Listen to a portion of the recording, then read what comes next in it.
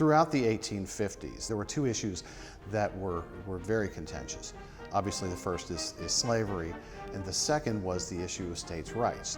Throughout Virginia itself was somewhat divided on the issue. The areas in the middle and southern portions of the state were pro-secession. The northern end of the state tended to be very, very pro-union. Fairfax County found itself somewhat in the middle on those issues. The election of Abraham Lincoln in 1860 really brought these issues to a head because of his stance pro-abolition of slavery. And in January, they called for what they called the Virginia Convention. The purpose of that was to decide upon whether Virginia was going to secede or not. Of course, April 12th is a watershed event of that year, because that was the time that the state of South Carolina fired on Fort Sumter, which are considered the first shots fired in the Civil War. Virginia still had not decided on whether to secede or not.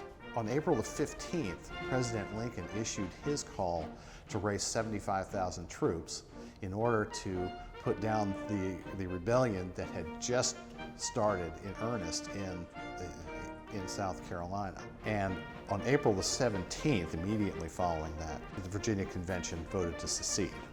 Previous to the Civil War, all elections were held openly, which means the voters had to present themselves at their polling place, and they had to declare openly whatever their vote was.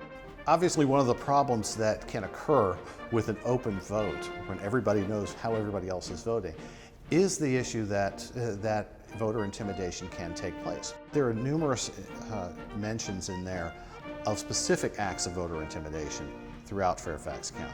There are at least 2 precincts where it is clear from the voting rolls that survive, where names were written down as having voted against secession, where they are at the end of the day crossed out, and those names are added to the pro-secession side, with the notation that the votes had been changed at the request of the voters.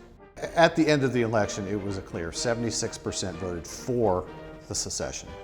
The final vote gives us some of that analysis of what was going on. By the time the vote came around, it was a clear overwhelming majority for secession.